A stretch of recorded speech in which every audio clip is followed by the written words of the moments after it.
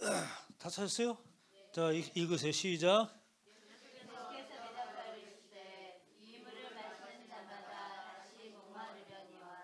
내가 주는 물을 마시는 자는 영원히 목마르지 아니하리니 내가 주는 물은 그 속에서 영생하도록 솟아나는 샘물이 되리라. 아멘. 이 시간에 하나님께서 저와 여러분들에게 주시는 말씀은 요한복음 4장 13절로 14절 말씀으로 생명샘이 되는 축복이라는 제목으로 하나님의 말씀을 선포하도록 하겠습니다. 우리가 지금까지 몇 주 동안 축복에 관한 이야기를 하고 있습니다. 이 축복하는 이야기를 할 때에 구약과 신약에 대한 축복의 개념이 조금 다릅니다. 그러면 구약에서 말하는 축복이 다르고 신약에서 말하는 축복이 다르냐? 그런 의미가 아니라 구약과 신약에 있어서 축복이라고 하는 것이 선포되어지고 하나님의 소망이죠. 내가 너희가 복받기를 원한다, 소원한다고 하는 것이 하나님의 뜻입니다. 그런데 그 축복이 시작해서 그 완성에 이르는 어떤 과정이 있다는 얘기예요. 그래서 구약에서는 축복을 하나님께서 원하시는 소망을 가지고 선포를 하십니다. 그리고는 신약이 들어와서는 그 축복이 완성이 되어지죠. 그러니까 우리가 생각하고 있는 축복이라고 하는 것은 늘 어떤 겁니까? 우리가 지금까지 경험해왔던 그것에 관한 일들이에요. 그래서 눈으로 보는 것과 육체적인 감각 속에서 느껴지고 채워지는 것, 그것들을 우리는 축복이라고 이야기를 합니다. 그럼 성경에서는 그런 축복을 전혀 등한시 하느냐라는 것이 아니죠. 하나님은 우리 가운데 당신의 백성으로 삼으시고 영육간에 하나님의 복을 누리시는 것이 원하는 것이 하나님의 축복이에요. 그래서 우리 이 땅 가운데 하나님의 복을 누려야 됩니다. 그런데 우리가 하나님의 복을 누림에 있어서 조금 세상 사람들과 좀 다릅니다. 아니, 그들이 보기 때는 별 차이가 없는 것 같지만 저한테 엄밀히 말하면 확연하게 차이가 있는 거예요. 무슨 얘기냐면 우리는 세상 사람들과 동일한 상황 가운데서 이 세상을 살아가잖아요. 그런데 예수 그리스도를 믿으면 그때부터 예수 그리스도를 만나고 나는 축복을 받았습니다. 축복 가운데 있습니다. 그분으로 인해서 나는 행복합니다. 라고 고백을 하게 됩니다. 그럼 세상 사람들이 볼 때에는 저 사람이 예수 믿더니 복을 받았구나. 얼마나 큰 복을 받았을까라고 세상 사람이 볼 거 아니에요. 정말 예수 믿더니 큰 부자가 됐네. 쉽게 얘기해서 세상 사람들은 그렇게 본단 말이에요. 우리도 또 간증을 할 때 보면 하나님이 은혜를 베푸셔서 큰 축복을 주셨습니다. 좋은 학교에 들어가게 되고 또 좋은 일들이 생기고 우리 가정의 형편이 좋아지고 이런 하나님의 축복을 받았습니다. 이런 간증도 여러분들이 하잖아요. 물론 그렇게 우리의 삶이 변화되는 축복도 있습니다. 그것은 예수 그리스도를 만나면 그렇게 변화되어질 수밖에 없는 상황들이 우리 가운데 이제 내 안에 내재되어 있는 거죠. 왜냐하니까 그동안에 믿을 구석이 없는 삶을 살았던 거예요. 우리는 어느 한 사람 어떠한 상황을 의지하고 등을 비빌 만한 그런 상황이 우리 가운데는 없는 겁니다. 그런데 어느 날 예수 그리스도를 만나고 나서 믿을 만한 그분을 만난 거죠. 여러분들이 세상에 살아가면서 정말 믿을 만한 분이다 라고 여기는 사람을 만났다면 굉장히 좋잖아요. 그런데 세상을 살다 보면 그런 사람들이 없잖아요. 모두가 다 경쟁 상대요. 그리고 모두가 다 어떻게 자기 주관적인 삶을 살아가기 때문에 늘 그렇게 저 사람 믿을 만한 사람이다 라고 하는 여겨지는 그것은 짧은 순간에 또 어떤 상황이 되었을 때에 그때에 어떻게 한시적인 그러한 신뢰일 수밖에 없는 거고 영원한 신뢰를 가질 수 있는 존재가 세상에 존재하지 않습니다. 그런데 예수 그리스도를 믿고 그분을 믿기 시작하면서 영원토록 변함없이 믿을 만한 그분이 우리 가운데 있는 거죠. 그리고 그 믿음의 삶을 살다 보니까 그 믿음이 후회 없는 믿음을 알게 되는 거예요. 어떻게? 믿음이라고 하는 그것을 가지고 실제적으로 삶에 적용하다 보니까 그 적용하는 가운데에 믿을 만한 그분이 내 안에 움직이고 역사하시는 것들을 어떻게 경험하고 그것들이 우리의 삶 가운데 쌓여져 가는 거죠. 그래서 어떻게 믿음이 날로 성숙해져 가는 겁니다. 그 이후부터는 우리 삶 가운데 어떻게? 이제서야 비로소 평안이 찾아오는 거예요. 믿을 만한 사람을 만나고 모든 일들에 대한 어떤 긍정적인 그러한 느낌을 받았을 때에 이제 우리가 한숨을 돌리게 되는 거잖아요. 세상에 살아갈 때도. 그러니까 믿을 만한 대상이 생긴다고 하는 것은 아 그렇구나 하는 것이 아니라 우리의 모든 삶 가운데 평안을 우리 가운데 주고 그 가운데서 이제 모든 일들이 믿음 안에서 긍정적으로 생각을 하게 됩니다. 그렇잖아요. 조영기 목사님께서 말씀하신 긍정이라고 하는 거예요. 긍정적으로 모든 걸 생각하다 보니까 어떻게? 일들이 자연적으로 풀어지게 되어 있는 거예요. 사람을 긍정으로 바라보니까 그 사람이 내 사람이 되어지는 거죠. 여러분 사회생활하면서 사람을 내 사람으로 만드는 것은 다른 방법이 없더라고요. 내가 잘 보여서 내 사람이 되는 게 아니에요. 모든 것을 긍정적으로 평가하고 상대해 줬을 때에 그 사람이 나를 인정함으로 인하여서 내 사람이 되는 거지. 내가 그냥 어떻게 만들고 그 사람을 내 사람을 하려고 해도 되는 게 아니더라고요. 저와 여러분들은 늘 사람들을 볼 때 긍정적으로 바라보시고 긍정적으로 평가하셔서 그분이 저와 여러분들 좋아하게 하시기를 주님의 축원합니다. 이러다 보니까 우리의 삶이 어떻게 변화되어지게 되는 거죠. 자연스럽게 우리는 그 축복이 우리의 삶 가운데 오게 되는 겁니다. 이것이 세상에 있으면서 예수 그리스도를 믿음으로 인하여서 우리 가운데 나타나는 육적인 축복이라고 말할 수 있는 겁니다. 그런데 그 후에 한 단계를 더 뛰어넘어서 우리에게는 세상 사람들이 이해하지 못하는 축복이 우리 가운데 있는 거예요. 세상 사람들은 아 그렇지, 아 그래 가능성이 있어. 왜? 아 그래 마음이 평안이 있고 모든 걸 긍정적으로 생각하니까 주위의 모든 일들이 자연스럽게 좋은 일들이 생기고 돈이 따라 붙게 마련이겠지. 누구라도 그런 정도는 예측할 수 있는 내용이에요. 그러나 그런 세상 사람들이 예측할 수 있는 그런 축복의 내용 외에 우리 가운데는 아주 특별한 우리만이 알 수 있는 축복이 있는 겁니다. 그래서 구약에서 말할 때는 그것을 바라크라고 얘기해요. 하나님 앞에 엎드림으로 인하여서 내가 그분께 받고자 하는 축복인 거죠. 바라크라고 해요. 축복. 다 똑같은 단어, 축복이라는 단어입니다. 그런데 신약에 들어와서는 그 단어의 쓰임새가 약간 달라요. 어떻게 쓰니까 율로게오, 유카리스테오라고 해요. 그게 뭐냐니까 다 축복, 축복하다, 축사하다 이런 의미예요. 다 축복한다. 그런데 이 본질적인 뜻은 뭐냐면 찬양한다, 축복한다, 찬미한다는 뜻을 가지고 있는 거예요. 찬양하는 거예요. 이것은 유카리스테오라고 하는 것은 그 근본적인 뭐냐면 감사한다는 거예요. 그 감사한다는 것이 어떻게 축복이라고 하는 단어로 바뀝니다. 그러면 그 내용적으로 봤을 때는 이제는 신약에 넘어와서는 우리 축복의 내용이 세상 사람들이 알지 못하는 모습으로 바뀌어짐을 우리는 예측할 수 있는 거죠.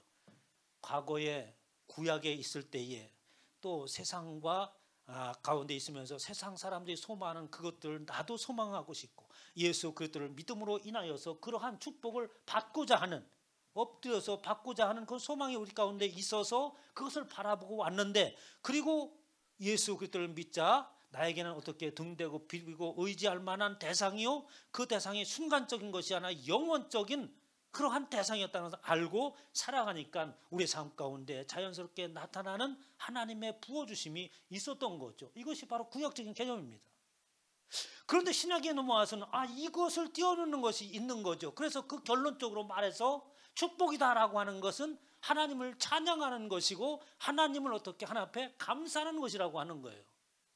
그러면 그 감사와 찬양이 어떤 때 하나님 앞에 찬양하고 감사합니까? 성경에 주는 내용을 보면 가장 중요한 내용은 뭐냐니까 내가 세상에서 얻을 수 없는 것을 얻었다고 하는 것을 알 때요 그 결론에 이르렀을 때인 거예요.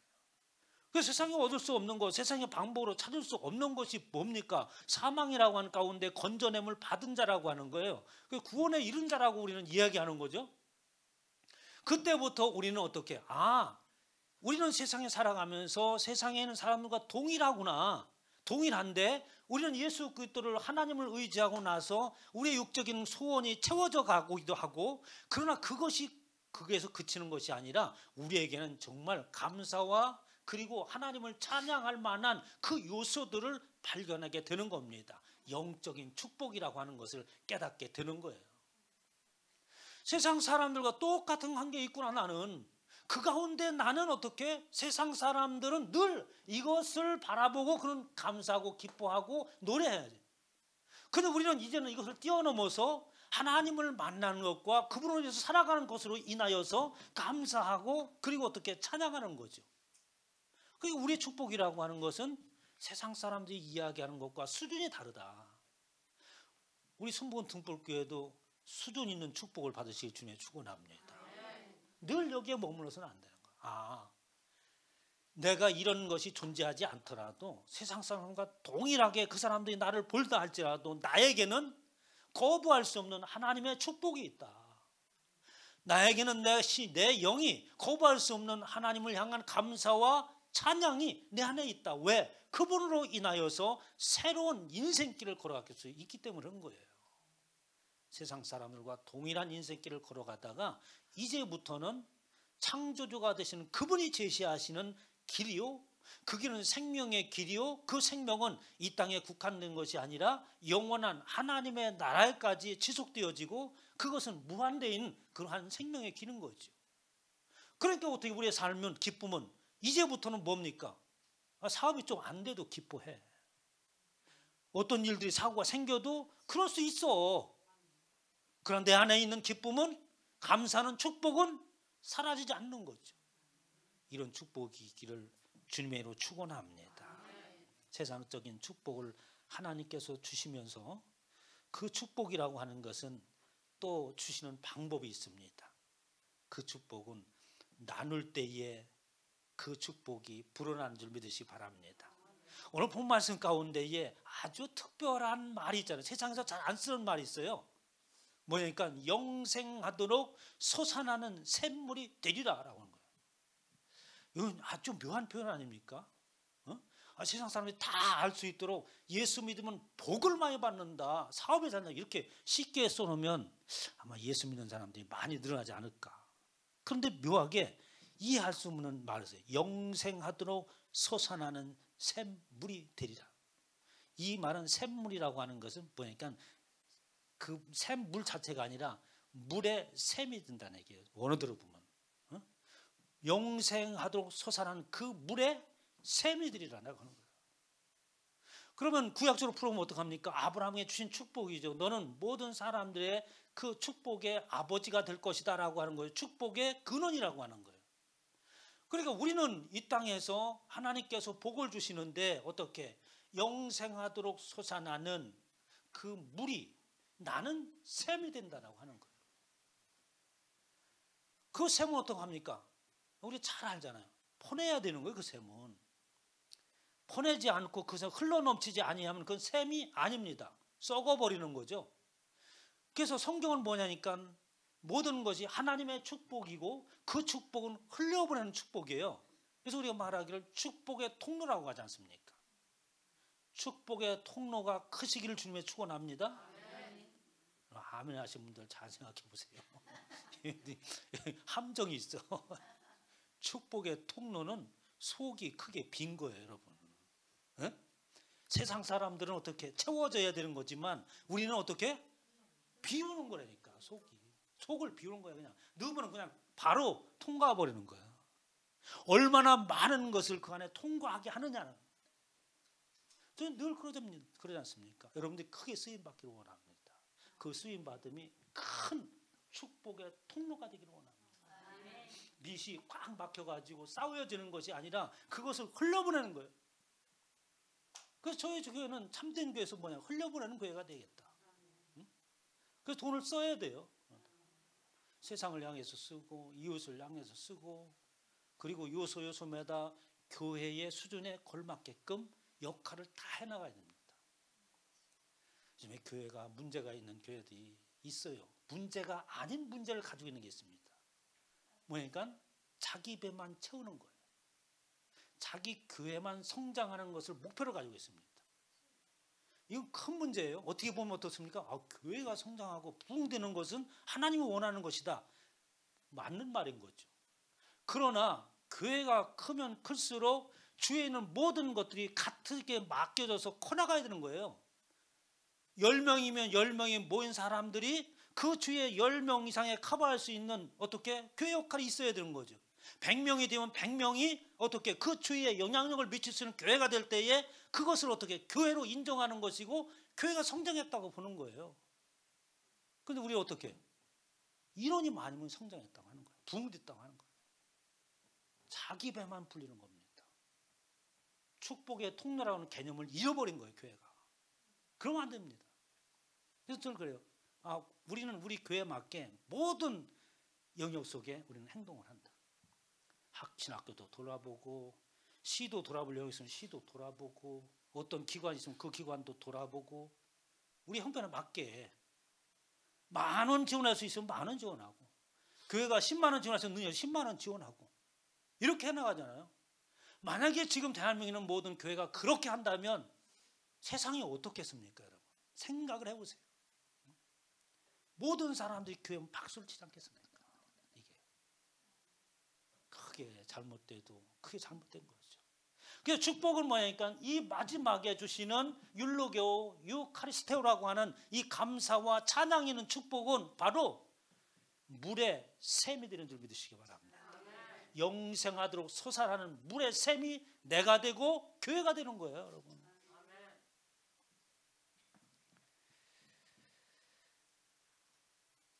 예수님께서 이적과 표적을 행하실 때에 광야에서 하나님의 말씀을 선포하십니다. 그리고 나서 예수님께서 말도 안 되는 얘기를 하시는 거예요. 3,000명이라고 거기에 모였었는데 이 사람들에게 먹을 것을 나눠주라고 얘기하는 겁니다. 무슨 얘기를 하려고 하는지 여러분 짐작이 가죠? 먹을 걸 나눠주라고. 상상을 해보십시오. 지금도 3,000명을 한 끼를 먹인다는 것은 어떻게? 이거는 보통 일이 아닙니다. 그런데 광야에서 예수님께서 그 먹을 것을 나눠주라고 제자들에게 얘기하는 거예요. 제자들이 황당해가지고 아니 어디 가서 이걸 사와가지고 이 사람들을 먹입니까? 예수님께서는 다른 뜻이 계신 거죠. 그러자 제자들이 물고기 2마리와 보리떡 5개를 가지잖아요. 예수님, 우리가 지금 볼 수 있는 건 물고기 2마리고 그리고 보리떡 5개밖에 없습니다. 어떻게 3,000원을 먹이라고 그러세요? 그러고 가져온 거예요. 이걸 가지고 예수님 기적을 베푸십시오 하고 가져온 게 아니라니까. 우리가 가져온 게 이거예요, 이거 예수님. 저 아니면 형편이 그렇죠. 목사님, 내가 가진 게 이거예요, 이거. 저한테는 헌금 얘기 좀 하지 마세요. 이런 거 아닙니까? 누구한테 나눠라는 얘기 하지 마세요. 이거예요, 이거. 여러분, 기독교의 기적이라고 하는 것은 세상 사람들이 말하는 기적이 아니에요, 여러분. 갑자기 뭐가 떨어지고 복권이 남다니 이런 기적이 아닙니다, 여러분. 교회에 와서 왜 헌금을 하는 줄 아세요, 여러분? 그것은 뭐냐니까 결국은 내가 하나님을 경험하기 위한 것인데 그것은 있는 것을 떼어줌으로 인하여서 불어나는 하나님의 어떠한 역사하심을 기대하는 겁니다. 그래서 나누는 거예요. 나누니까 이상한 현상이 벌어지죠. 떼니까 더 불어났어. 떼고 나니까 더 불어나는 거예요. 그거 뗀 자를 채워주는 것이 아니라 더 많이 3,000명을 떼어줘도 12강주를 거두는 기적이 나타나는 거예요. 제가 그 기적을 예를 들어서 비유다라고 말하는 게 아닙니다. 실제로 예수님께서 그렇게 행하셨죠.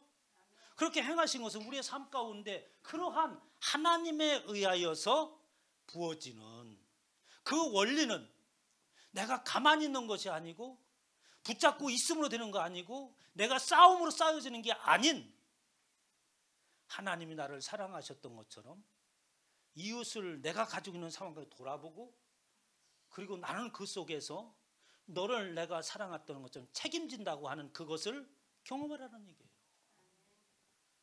여러분, 교회는 나누는 곳입니다. 예수님께서 오시고 승천하시고 이제는 제자들이 성령을 받지 않습니까? 그리고 나서 모이기를 힘썼어요. 그리고 나서 그들은 모일 때 그냥 모이지 않습니다. 비로소 나눔이라고 하는 것이 뭔가를 알게 돼요. 그래가지고 어떻게? 자기의 소유를 가지고 오지 않습니까?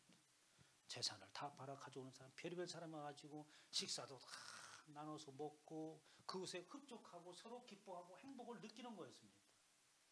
그러니까 예수 그리스도를 믿는 사람들이 모이는 그곳은 나눔의 시작이에요. 그 나눔의 시작과 그 행하는 모습들을 바라볼 때에 세상 사람이 뭐라 합니까? 비로소 그들을 그리스도인이라 여겼더라. 그 그리스도인이라고 하는 당시에 뭐 좋은 칭찬의 얘기는 아니에요. 이상한 집단이라는 뜻이야. 어? 우리는 할 수 없는 이상한 짓을 하는 거예요. 교회 나가더니 그 집불도 없으면서 헌금한다고, 그리고 뭐 한다고, 자기도 아까는도 못하면서 이웃을 돕는다고. 이상한 사람들, 저 사람들이 그리스도인이야, 예수를 믿는 사람들이야, 이런 뜻이에요. 그런데 어떻게 지금에 와서 어떻습니까? 그런 자들, 그렇게 세상 사람들이 이상하게 보여지는, 그러니까 세상 사람들이 할 수 없는 그 일을 하는 무리들, 그게 그리스도인입니다. 내가 예수 믿어서 그리스도인이다, 이게 아니라 세상 사람들이 이해하지 못하고 할 수 없는 그 일을 행하는 무리들, 세상에서 그렇게 여겨야 돼요. 그 그리스도인이야. 저 사람들은 저 사람 이상한 사람들이야. 그러면서 예수님께서 헌금하실 때 어떻게 하는지 아십니까? 우린 저기다 넣고 오죠. 이유가 있죠. 그런 건. 응? 개인의 프라이버시를 존중하기 위해서 거기다 들어간 거예요. 그래, 예수님 어떻게 하는지 아세요? 헌금 앞에서 보고 있었어요. 얼마 넣나. 예수님 보고 있었어요. 헌금하는 거 봅니다. 그러면서 헌금하는 한 여자를 딱 가르치죠. 누굽니까? 과부. 과부가 2렙돈을 넣는 거예요. 부끄러워서 가리면서 2렙돈. 그 넣는 거죠. 아마 그 과부는 부끄럽고 창피하고 내가 이것밖에 못하는가 라고 하면서 헌금을 했을 겁니다. 근데 그 과부를 예수님께서 뭐라 합니까? 딱 집어서 불러내잖아요. 저 과부가 2렙돈을 헌금하였는데 저의 모든 것을 다 하였다. 많은 것을 한 사람들을 보다도 더 많은 것을 했다라고 하잖아요. 예수님께서는 실제적인 것입니다. 실제적인 상황이고, 우리의 믿음이라고 하는 것은 그냥 가상적이고 이론적인 게 아니라 우리의 삶 실제 가운데 그렇게 벌어지고 하나님께서 행하시고 그러는 거예요, 여러분. 부활은 실제 상황입니다. 세상에는 모든 일들은 뭐예요? 과거의 일이잖아요. 그리고 그것을 기리고 우리 그것도 닮아가자, 이런 거죠. 세상에 기념하는 것들은. 왜 3.1절을 기념합니까? 왜 독립의 날을 기념해요? 지나간 일이죠, 다. 그런 일을 당하지 말라는 의미지만, 기독교에서 말하는 절기와 기독교에서 얘기하는 그 부활과 예수 때 오심은 과거의 얘기가 아니라 현재적인 상황입니다. 틀리는 거예요, 완전히.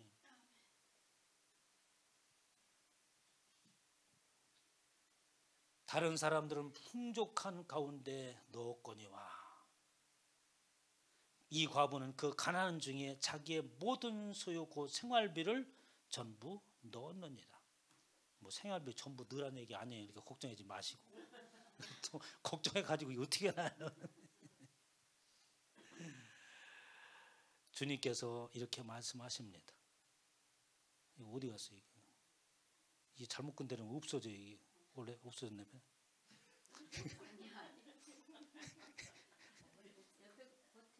몰라? 이거 큰일 났네.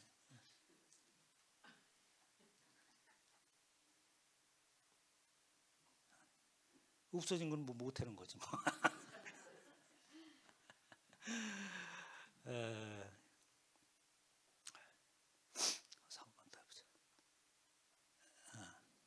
누가복음 12장 47절에 보면 찾아보세요. 한번.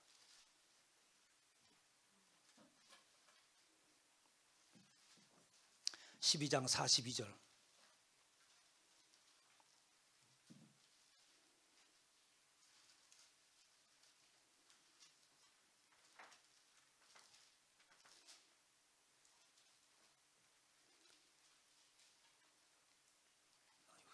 아이고,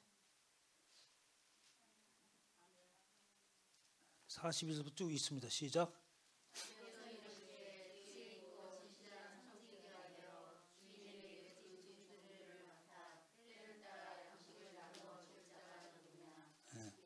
계속.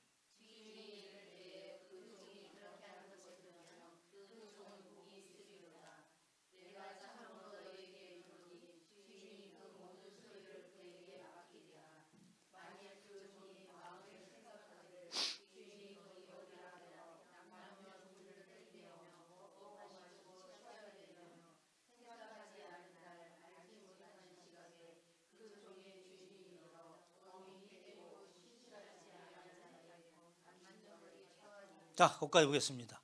대충 얘기가 무슨 얘기인지 알죠? 어? 성경을 여러분들이 많이 읽었기 때문에 그 뒤에는 안 읽어도 대충 알리라고 보십니다. 근데 이 얘기는 이래요. 예수님께서 말씀하십니다. 지혜 있는 청지기가 되라고 말씀하시는 거예요. 그래서 예를 들잖아요. 주인에게 집종들을 맡아 때를 따라 양식을 나눠줄 자가 누구냐라고 하면서 청지기를 시켜서 양식을 나눠주게 합니다. 때를 따라서 양식을 나눠주는 거죠. 그러면 양식의 개념이라고 하는 것이 뭐겠어요? 바로 저와 여러분들이 지금까지 하나님을 경험함으로 인하여서 진정한 하나님의 축복이 무엇인가를 안 그것, 그리고 그 축복이라고 하는 최종적인 결론, 이것이 축복이다라고 말할 수 있는 영원한 축복, 그게 바로 어떻게? 양식인 거죠. 그래서 우리는 어떻게?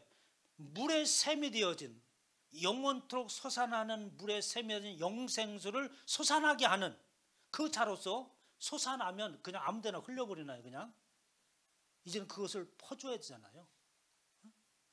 그래서 그 퍼줌으로 인하여서 어떻게? 상대방으로 인하여서 어떻게? 영의 양식을 취하고, 그도 역시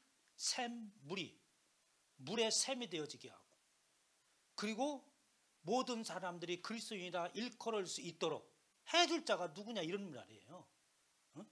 지혜 있고 진실한 청지기라고 하는 것은 그걸 말하는 겁니다. 그리고 그리스도인들은 동적이죠. 그리스도인들은 아주 역동적입니다. 교회가 가만히 있고 조용하면 문제가 있는 거예요. 요즘에 제가 이 주위에 있는 교회들을 많이 다닙니다.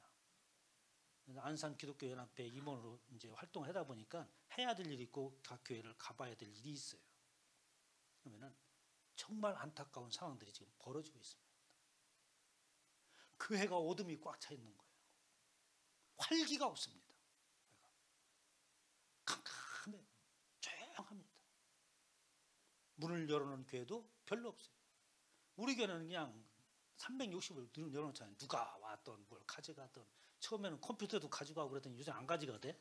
이제 별로 비싼 게 아닌 줄 알았던 매 안 가져가. 이제 처음에는 컴퓨터, 노트북도 잊어먹고 그랬는데, 교회 문이 항상 열려 있어야죠.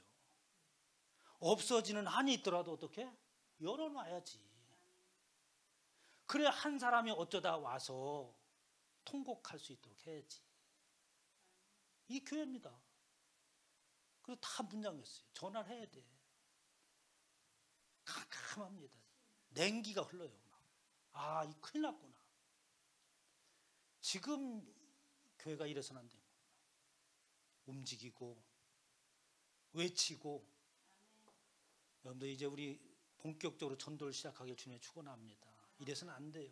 하나님 앞에 책망받습니다. 여기 지혜는 청지기가 그렇게 주인이 언제 올지, 아이고 예수님이 언제 오신다고 정말 하는데, 이거는 옛날부터 종말이야. 지금까지 그걸 믿고 있나 이 사람들아 하면서 딴전 피고 있을 때에 주인이 온다고 그랬어요.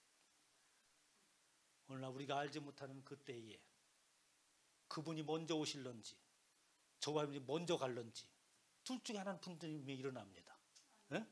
분명하게 둘 중에 하나 일어나게 돼 있어요. 계시록에 보면 참, 계시록 7장 17절에 보면 보좌 가운데 계신 어린 양이 그의 목자가 되사 생명수 샘으로 인도하시고, 이게 생명수 샘이 계속해서 나옵니다. 특이하게 성경만 나오는 이 단어예요. 그 우리를 어떻게? 예수님이 오시면 그분이 오신 때부터 우리를 어떻게? 생명샘으로 인도하고 있는 거예요. 지금부터. 계속해서 인도하고 있는 겁니다. 그러면서 그렇게 생명샘만 오는 것이 아니라 예수님께서 하는 일도 있어요. 셋째 천사가 계시록 8장 10절에 보니까 천사가 나팔을 부니 횃불같이 타는 큰 별이 하늘에서 떨어져 강들의 3분의 1과 여러 물샘에 떨어지니 라고 했을 때에 이 물의 샘에 횃불같이 그 타오르는 하나님의 진노가 떨어지는 그 물샘은 어디입니까 여러분? 우리가 가지고 있는 물의 샘이 된 나는 뭐고 지금 하나님의 진노가 부어지는 그 물의 샘은 뭐예요?